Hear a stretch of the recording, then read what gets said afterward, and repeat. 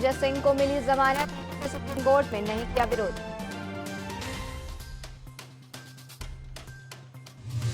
BJP सांसद अजय निषाद ने join करी कांग्रेस पार्टी, लगाया गंभीर आरोप। सपा के गढ़ में गरजे सीएम योगी, बोले सपा के लोग बदायूं छोड़कर भाग रहे हैं। सौरभ भारद्वाज के बीजेपी पर साधा निशाना, बोले खुलेआम गुंडागर्दी हो गई। शहजादे ने कहा देश में आग लग जाएगी, इन लोगों को चुन चुन कर साफ करो, राहुल के बयान पर बोले पीएम।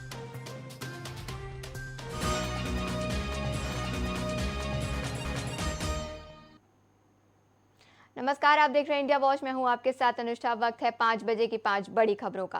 पीएम लोकसभा चुनाव से पहले प्रधानमंत्री मोदी की रैली और जनसभाओं का दौर जारी है। इसी बीच पीएम मोदी ने मंगलवार को उत्तराखंड के रुद्रपुर में जनसभा को संबोधित किया। उन्होंने कहा कि उत्तराखंड विकास की तरफ लगातार आगे बढ़ रहा है। पीएम मोदी ने कहा कि बीते सालों में यहाँ के पलायन रुक चुका है, वो दिन अब दूर नहीं जब रोजगार के लिए शहर गए वापस लौटेंगे। इन प्रयासों के बीच कांग्रेस और इंडी गठबंधन ने अपने इरादे दिखा दिए हैं। कांग्रेस के शाही परिवार के शहजादे ने ऐलान किया है कि अगर देश के तीसरी बार बीजेपी को चुना तो आग लग जाएगी। 60 साल तक देश पर राज करने वाले 10 साल सत्ता से बाहर क्या रहे, अब देश में आग लगने की बात कर रहे हैं। अर्थव्यवस्था पर बात करते हुए पीएम मोदी ने कहा कि क्या आप जानते हैं कि मोदी ने भारत को दुनिया की तीसरी बड़ी आर्थिक ताकत बनाने की गारंटी दी है। इसका मतलब यह है कि लोगों को कमाई बढ़ेगी और लोगों के लिए नौकरी के अवसर बढ़ेंगे। गांव हो या शहर, सभी जगह सुविधा बढ़ेगी। इसका बहुत बड़ा लाभ उत्तराखंड को भी मिलेगा। मोदी की गारंटी यानी गारंटी पूरी होने की ही गारंटी। हम मोदी के आगे कहा कि याद कीजिए, मैंने कहा था कि एम्स का सैटेलाइट सेंटर बनेगा। मैंने ये गारंटी पूरी करके दिखाई। बाबा केदार के आशीर्वाद से मुंह से निकला था, ये दशक उत्तराखंड का दशक होने वाला है। कमल पर पड़ने वाला हर वोट इस संकल्प को और सशक्त करेगा। मोदी की गारंटी ने उत्तराखंड के हर घर में सुविधा पहुंचाई है, लोगों का स्वाभिमान बढ़ा है और तीसरे टर्म में आपका ये बेटा एक और बड़ा काम करने जा रहा है। प्रधानमंत्री ने कहा कि मेरा लक्ष्य है कि आपको 24 घंटे बिजली मिले, बिजली का बिल जीरो हो और बिजली से कमाई भी हो। इसके लिए पीएम सूर्य घर मुफ्त बिजली योजना शुरू करी है। इसके तहत छत पर सोलर पैनल लगाने के लिए सरकार मदद दे रही है। इससे जो भी मध्यम वर्गीय परिवार जिसका घर 3 से 4 पंखे और 2 एसी हो, वॉशिंग मशीन हो, रेफ्रिजरेटर हो, एक छोटा इलेक्ट्रिक व्हीकल हो, उसे करीब 300 यूनिट बिजली लगती है। ये तो फ्री मिलेगी। इससे ज्यादा जो बिजली होगी उससे सरकार खरीदेगी और उससे आपकी कमाई होगी।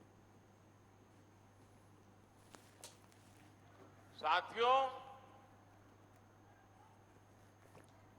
आपको लगता होगा इतना सारा काम मोदी कर रहा है, घर घर कुछ न कुछ पहुंच रहा है, तो ये मोदी थकता क्यों नहीं है? ये मोदी रुकता क्यों नहीं है? अरे कोई और होता तो मौज करता। मोदी मौज करने के लिए पैदा नहीं हुआ है, मोदी मेहनत करने के लिए पैदा हुआ है। मोदी आपके लिए मेहनत करने के लिए पैदा हुआ है। और इसलिए मेरे भाइयों बहनों, ये जो 10 साल में हुआ है ना, पहले वालों से बहुत ज्यादा हुआ है।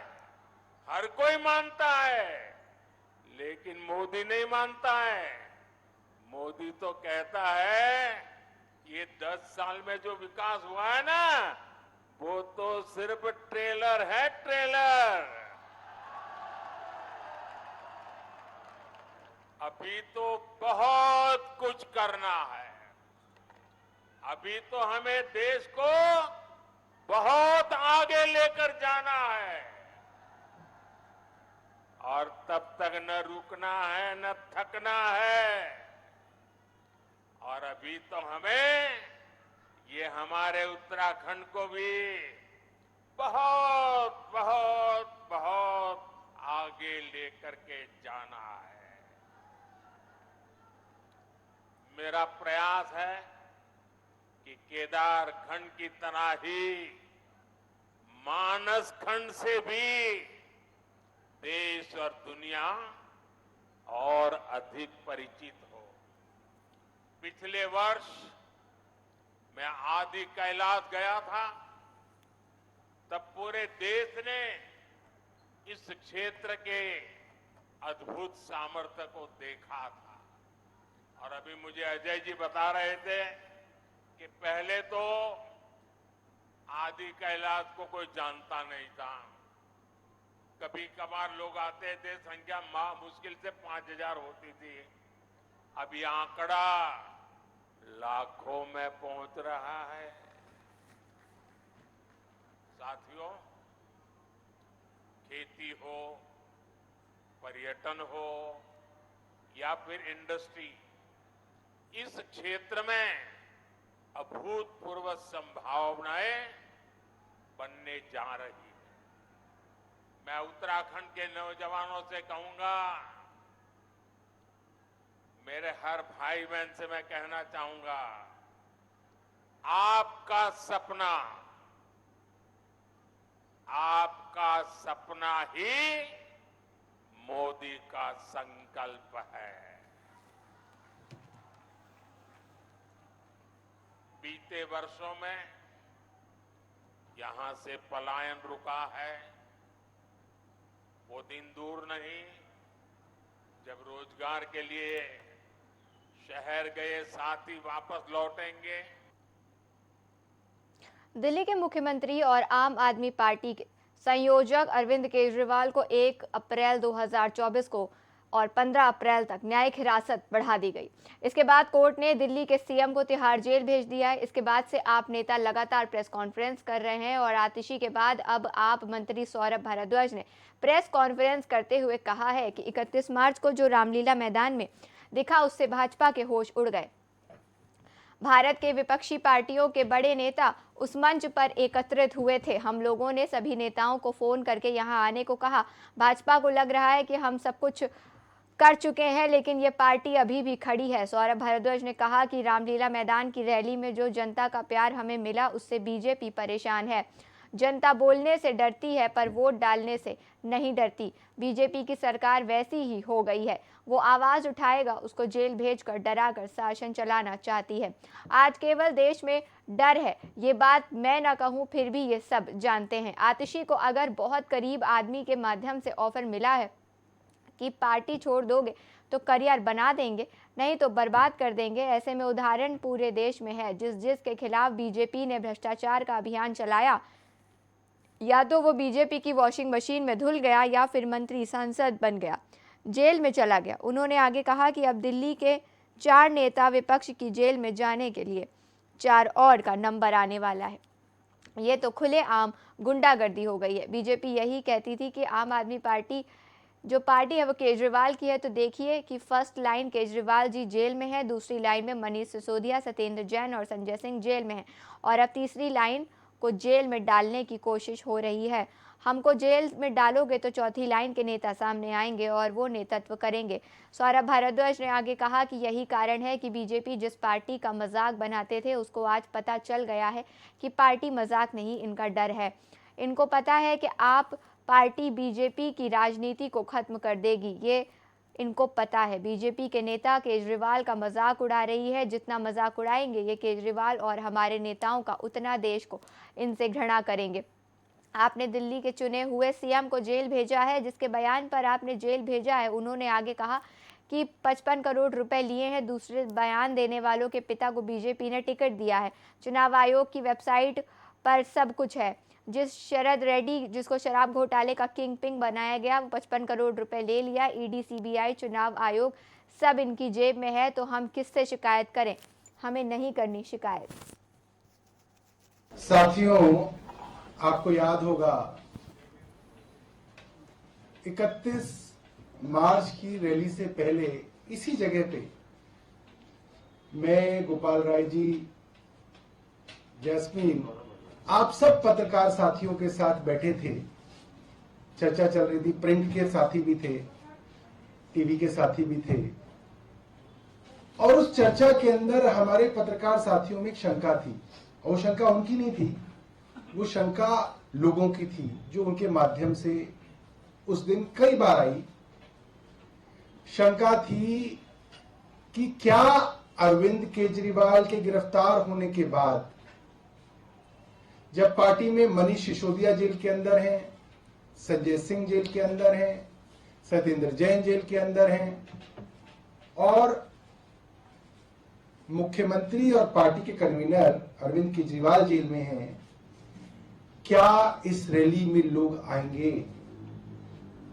क्या लोगों का विश्वास आम आदमी पार्टी पे है? क्या आम आदमी पार्टी का संगठन खड़ा हुआ है या चरमरा के गिर गया, जैसा बार बार भारतीय जनता पार्टी दावा कर रही है? और ये शंका हमारे पत्रकार साथियों की बिल्कुल सही थी, शंका होनी चाहिए। मगर जो 31 मार्च को रामलीला मैदान में दिखा, भारतीय जनता पार्टी के होश उड़ गए। भारत के अपोजिशन पार्टी के सबसे बड़े नेता उस मंच पे इकट्ठे हुए। हम छोटे छोटे बच्चे हैं, हमारी पार्टी के जितने सीनियर थे सब तो अंदर चले गए। मैं हूं, आतिशी है, दुर्गेश है, संदीप पाठक हैं। हम लोगों ने फोन कर करके इन नेताओं को कहा कि प्लीज आप आइए, हमारे नेता आज जेल में हैं, हम दिल्ली में एक बड़ी रैली कर रहे हैं। हम जैसे लोगों ने, जिन पे हमारे पास फोन नंबर भी नहीं थे, लोगों के फोन नंबर भी मांगे। अखिलेश यादव का नंबर दे दीजिए, फारूक अब्दुल्ला साहब का नंबर दे दीजिए। पहली बार फोन कर रहे हैं तो उनके पास नंबर भी नहीं है हमारा, क्योंकि हमने कभी किया ही नहीं उनको फोन, हमें जरूरत ही नहीं पड़ी। हम लोग इतने जूनियर थे अपनी पार्टी में, किसी से नंबर मांगे, व्हाट्सएप किए, उनसे बात हुई। सब लोग, चाहे डेरेक ओब्रायन हो, ममता जी हो, स्टालिन साहब हो, सब लोगों ने इतनी गर्मजोशी से कहा कि नहीं, हम जरूर आएंगे। अरविंद केजरीवाल को गिरफ्तार किया है, हम जरूर आएंगे। और इतने लोग आए, इतने बड़े बड़े नेता आए। अब भारतीय जनता पार्टी परेशान है। भारतीय जनता पार्टी को लग रहा है कि इनका सब कुछ तो कर दिया जो करना था, पूरा जो प्लान था वो तो खत्म हो गया, सारे बड़े बड़े नेताओं को गिरफ्तार कर लिया, मगर ये पार्टी तो अभी भी खड़ी है। अब जनता के बीच में ये बात है कि पार्टी तो मजबूती से खड़ी है। पत्रकारों को बात इसलिए नहीं पता चलती क्योंकि जनता डर रही है। जनता बोलने से डरती है, वोट डालने से नहीं डरेगी। ये बात भारतीय जनता पार्टी जान रही है। और आज देश की जनता डरी हुई है, ये देश के लिए बहुत बड़ी चिंता की बात है। क्योंकि डरे हुए तो तब थी जनता जब अंग्रेजों का शासन होता था। लोग डरते थे उनके सामने अपनी बात कहने से, लोग डरते थे अपनी मन की बात कहने से, लोग डरते थे अंग्रेजों से सवाल पूछने से। और डर के, डरा के, दबा के, जेल का डर दिखा के अंग्रेज हम पे शासन करते थे। आज भारतीय जनता पार्टी की केंद्र सरकार लगभग वैसे ही हो गई है कि लोगों को जो आवाज उठाए उनको डरा के, जेल भेज के, धमका के, बाह मरोड़ के शासन चलाना चाह रहे हैं। ये बात मैं ना भी कहूं, सारे देश की जनता जानती है कि आज सिर्फ डर है। आज आतिशी ने 10 बजे प्रेस वार्ता करके आप सबको बताया। आप सोचिए, आतिशी जो पार्टी की आज बड़ी नेता है, उन तक को अगर उनके किसी बहुत करीबी बदायूं क्लब मैदान में मंगलवार को प्रबुद्ध सम्मेलन को संबोधित करते हुए मुख्यमंत्री योगी आदित्यनाथ ने सपा पर जमकर हमला बोला। कहा कि सपा प्रत्याशी बदायूं के मैदान छोड़कर भाग रहे हैं। पहले एक आए थे जो छोड़कर चले गए, दूसरे भी जाने की तैयारी में हैं। उन्होंने कहा कि ये चुनाव माफिया राज बनाम कानून के राज में है। भारतीय जनता पार्टी कानून के राज में विश्वास रखती है, कानून के राज को स्थापित करने में विश्वास करती है। उन्होंने कहा कि ये चुनाव भ्रष्टाचार बनाम जीरो टॉलरेंस के बीच में है। ये चुनाव तुष्टीकरण बनाम सबका साथ सबका विकास के बीच में है। पहले चेहरा देखकर योजनाओं का लाभ दिया जाता था, लेकिन भारतीय जनता पार्टी की सरकार ने सबका साथ सबका विकास के माध्यम से हर व्यक्ति को जोड़ने का काम किया है। मुख्यमंत्री ने सपा और कांग्रेस को स्वार्थ का परिवार बताया है। सपा कांग्रेस का गठबंधन है और ये कर्फ्यू के समर्थक हैं। नए उत्तर प्रदेश में कर्फ्यू की जगह कांवड़ यात्रा निकलती है। यहाँ ये चुनावी फैमिली फर्स्ट बनाम नेशनल फर्स्ट के बीच होने जा रहा है। सीएम योगी ने कहा कि पीएम मोदी के नेतृत्व में भारत आज दुनिया की 5वीं बड़ी अर्थव्यवस्था बना है। उन्होंने अमृतकाल में विकसित भारत और संकल्प लिया है। मुख्यमंत्री के कार्यक्रम के मद्देनजर पुलिस प्रशासन की ओर से सुरक्षा के पुख्ता इंतजाम भी किए गए हैं। बदायूं क्लब, भामशाह चौक और पुलिस लाइन के आसपास का इलाका सील कर दिया गया है। जगह जगह पुलिस बल तैनात कर दी गई है। इसके लिए परशुराम चौक और इंदिरा चौक, ओवरब्रिज मार्ग, महाराणा प्रताप तिराहा और वन विभाग पर रोड बैरियर लगाए गए हैं।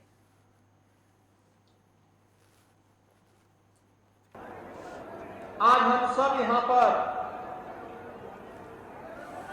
नए भारत के, नए उत्तर प्रदेश के इस बदायूं जनपद में 2024 के लोकसभा चुनाव की तैयारी की दृष्टि से भारतीय जनता पार्टी के प्रत्याशियों के समर्थन में आप सबका समर्थन और आशीर्वाद भारतीय जनता पार्टी के प्रत्याशी को प्राप्त हो, इसके लिए आज हम सब यहां पर आए हैं। ये प्रबुद्ध जनों का सम्मेलन है और लोकसभा चुनाव के पहले जो कि बदायूं में तीसरे चरण में मतदान होना है, तो तीसरे चरण के मतदान में आपके लिए एक अवसर है कि इस दौरान भारतीय जनता पार्टी के प्रत्याशी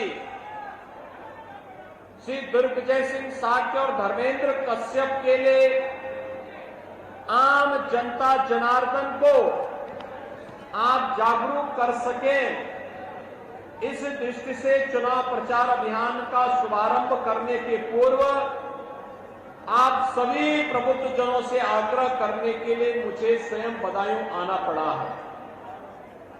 बहनों और भाइयों, हम सब जानते हैं इस बारे में कि प्रधानमंत्री मोदी जी के नेतृत्व में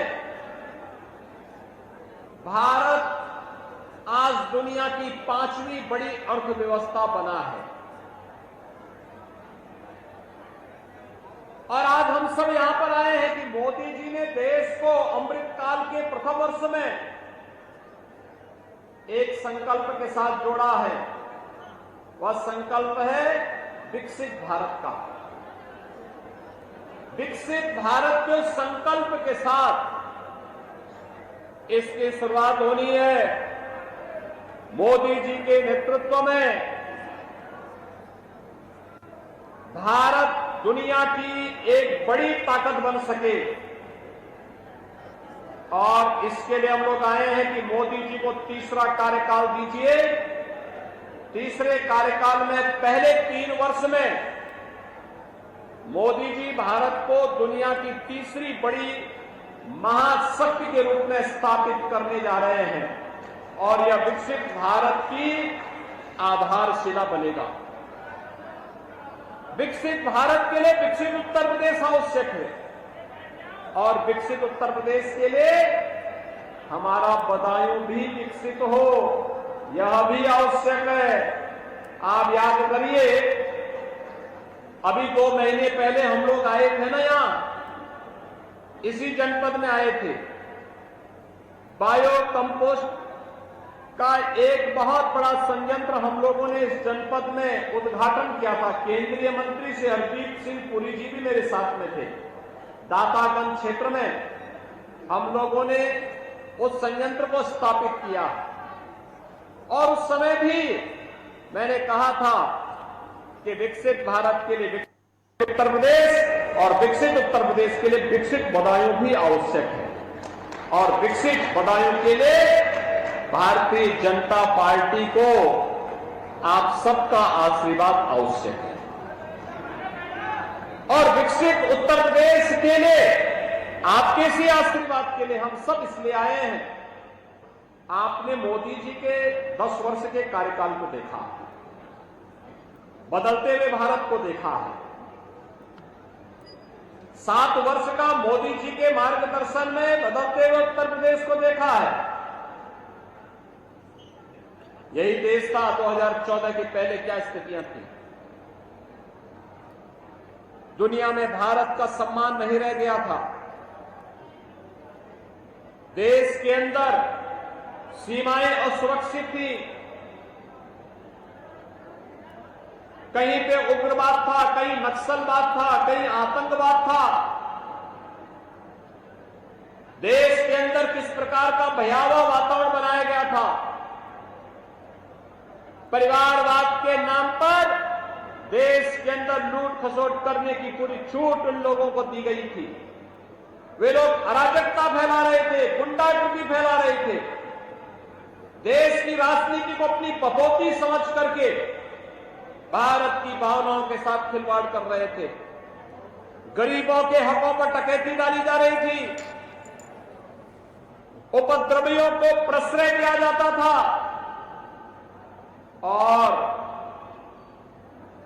देश के अंदर जब कोई आस्थावान राम जन्मभूमि के बारे में कहता था तो उस पे लाठी डंडों से प्रहार करके उसकी मुंह को, उसकी आवाज को बंद करने का काम होता था। बहनों और भाइयों, इन 10 वर्षों में आपने देखा होगा दुनिया के अंदर प्रधानमंत्री मोदी जी के नेतृत्व में भारत का सम्मान बढ़ा है। सीमाएं सुरक्षित हुई हैं। आतंकवाद, उग्रवाद और नक्सलवाद समाप्त हुआ है और गरीबों को योजनाओं का लाभ मिलना प्रारंभ हुआ है। इतने प्रभावी ढंग से उसका क्रियान्वयन हुआ है। आज आप देख सकते हैं हर गरीब को राशन मिल रहा है, 5 लाख रुपए की स्वास्थ्य बीमा का कवर मिल रहा है, आवास की योजनाएं मिल रही है, उज्ज्वला योजना का लाभ मिल रहा है, विद्युत के फ्री में कनेक्शन मिल रहे हैं। हर उस जरूरत को पूरा करने के लिए कार्य हुआ। तो इंफ्रास्ट्रक्चर के भी बड़े बड़े कार्य हुए हैं, हाईवे, रेलवे, हर घर नल की योजना और बदायूं के लिए तो कहना ही क्या, कंप्रेस्ड बायोगैस के प्लांट का तो हम लोगों ने यहां उद्घाटन किया ही। गंगा एक्सप्रेसवे भी उद्घाटन की प्रतीक्षा कर रहा है। बहनों और भाइयों, यहां की इकोनॉमी की रीढ़ बनने जा रही है गंगा एक्सप्रेसवे। लाखों रोजगार और नौकरी लेकर के आएगी गंगा एक्सप्रेसवे। आपकी कनेक्टिविटी को बेहतर करेगी गंगा एक्सप्रेसवे। और अभी हम लोग आ रहे थे जब पीलीभीत से, मैं देख रहा था युद्ध स्तर पर कार्य हो रहा है और बदायूं से अगर आप चलेंगे गंगा एक्सप्रेसवे बनने के बाद आपको दिल्ली जाना होगा तो मात्र 3 घंटे में दिल्ली पहुंच जाएंगे। आपको प्रयागराज जाना होगा, मात्र 3 घंटे में प्रयागराज पहुंच जाएंगे। मुजफ्फरनगर से बीजेपी के सांसद अजय निषाद ने कांग्रेस ज्वाइन कर ली है। दिल्ली में कांग्रेस नेता पवन खेड़ा ने उन्हें पार्टी की सदस्यता दिलाई। इस दौरान बिहार कांग्रेस अध्यक्ष अखिलेश सिंह भी मौजूद रहे। इस दौरान उन्होंने कहा कि अगर आलाकमान का आदेश हुआ तो जनता की अदालत में जाऊंगा। बता दें कि इस बार टिकट कटने से नाराज अजय निषाद ने बीजेपी से थोड़ी देर पहले ही इस्तीफा दिया था। उन्होंने सोशल मीडिया एक्स पर लिखा कि भाजपा द्वारा छल किए जाने से क्षुब्ध होकर मैं पार्टी के सभी पद के साथ प्राथमिकता सदस्यता से इस्तीफा देता हूं। दूसरी तरफ सासाराम से बीजेपी सांसद छेदी पासवान के भी कांग्रेस में शामिल होने की खबरें हैं। हालांकि अभी इसकी पुष्टि नहीं हुई है, लेकिन इस बार छेदी पासवान को भी भाजपा ने टिकट नहीं दिया, जिससे वो नाराज चल रहे हैं। छेदी पासवान को अभी तक कांग्रेस की तरफ से समय ही नहीं दिया गया है। बताया जा रहा है कि मीरा कुमार छेदी पासवान की कांग्रेस में एंट्री को लेकर नाराज हैं।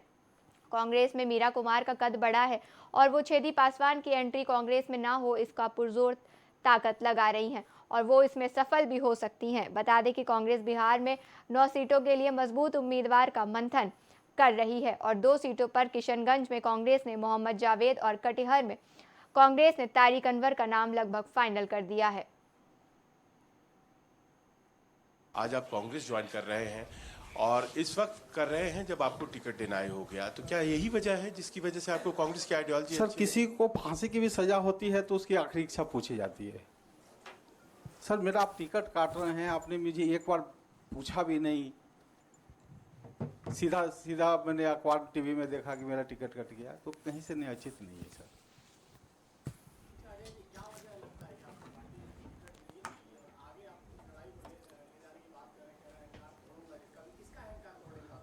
सर, आप सब समझ रहे हैं ना सर, सब समझ रहे हैं ना।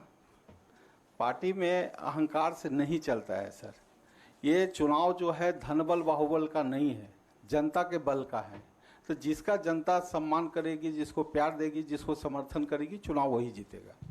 और जो ये लोग जो अहंकार फैला रहे हैं, खासकर सोशल मीडिया में जो भी कमेंट करते हैं, गंदे गंदे कमेंट करते हैं, सबका जवाब जनता देगी, शांति से देगी। माननीय राहुल जी से मैं मिला था, 10 मिनट की चर्चा हुई थी, तो उन्होंने पूरे कांग्रेस के विजन को हमको समझाया था कि पार्टी आगे क्या विचार कर रही है। और मुझे इस बात की प्रसन्नता रही कि जो हमारे पिताजी का विजन था, पिताजी भी हमारे वंचित समाज की राजनीति करते थे, जो सबसे दबे कुचले के थे, तो माननीय राहुल जी भी अब वही कर रहे हैं। और आने वाला समय में, जैसा कि उन्होंने सभी भाषण में भी बोला है कि जहाँ जहाँ कांग्रेस की सरकार आएगी सभी जगह हम जातीय जनगणना कराएंगे, और उस हिसाब से जितनी भागीदारी होगी, जिसकी हिस्सेदारी होगी, तो हम करेंगे। तो ये सब चीज़ अच्छा लगा। और जहाँ तक ये जो आप बोल रहे हैं, बड़े लोग से कभी भी बात की जाती है तो ये सब की चर्चा नहीं की जाती। आम आदमी पार्टी के सांसद संजय सिंह को दिल्ली आबकारी नीति मामले में सुप्रीम कोर्ट से जमानत मिल गई है। ईडी ने सुप्रीम कोर्ट में जमानत का विरोध नहीं किया। जमानत देते हुए सुप्रीम कोर्ट ने कहा कि संजय सिंह को इस केस के बारे में मीडिया में बयान ना दे। हालांकि सुप्रीम कोर्ट ने कहा है कि जमानत की शर्तें निचली अदालत तय करे। कोर्ट ने यह भी कहा कि संजय सिंह को दी गई छूट को उदाहरण की तरह देखकर सभी मामलों में लागू नहीं किया जा सकता। जस्टिस संजीव खन्ना और दीपांकर दत्ता और जस्टिस पीबी बरावले की पीठ ने 6 महीने में जेल में बंद संजय सिंह को रिहा करने का आदेश दिया। दिल्ली सरकार में मंत्री और आप की नेता आतिशी ने दिल्ली आबकारी नीति से जुड़े मनी लॉन्ड्रिंग मामले में संजय सिंह को जमानत देने के सुप्रीम कोर्ट के फैसले का स्वागत किया है। दिल्ली की मंत्री ने जमानत की खबर शेयर करते हुए एक्स पर लिखा कि सत्यमेव जयते। वहीं सांसद संजय सिंह को भी जमानत मिलने के बाद आम आदमी पार्टी के विधायक सोमनाथ भारती ने कहा कि आज सच की जीत हुई है। बीजेपी ने ईडी का इस्तेमाल किया और आज ये बात सिद्ध हो गई है। ये बात सिद्ध हो गई है कि ईडी के पास हमारे खिलाफ कोई सबूत नहीं है। दिल्ली महिला आयोग की पूर्व अध्यक्ष स्वाति मालिवाल ने संजय सिंह को जमानत मिलने पर खुशी जाहिर करी है। स्वाति ने कहा है कि शेर ज्यादा दिन तक कैद नहीं रखे जा सकते, संजय सिंह जिंदाबाद। सुप्रीम कोर्ट से आम आदमी पार्टी के नेता संजय सिंह को जमानत मिलने पर कांग्रेस प्रवक्ता मनीष तिवारी ने भी स्वागत किया है और कहा है कि दुर्भाग्यपूर्ण बात है कि आजकल जेल में नियम हो गया है बेल अपवाद। बता दें कि आम आदमी पार्टी के नेता संजय सिंह फिलहाल जेल में नहीं है, बल्कि वो अस्पताल में है, जहां उनका इलाज चल रहा है। उनकी पत्नी और बच्चे अस्पताल में ही हैं। वो करोल बाग के BLK अस्पताल में इलाज करा रहे हैं। संजय सिंह की मां सुबह से ही उनसे मिलने आई हैं। गौरतलब है कि संजय सिंह को ईडी ने दिल्ली आबकारी नीति मामले में पिछले 4 अक्टूबर को गिरफ्तार किया था और इससे पहले आप नेता संजय सिंह ने दिल्ली हाईकोर्ट में जमानत के लिए याचिका लगाई थी, लेकिन उन्हें जमानत नहीं दी गई थी। उनके आधार पर अपराध पर विश्वास करने के लिए उचित आधार नहीं थे।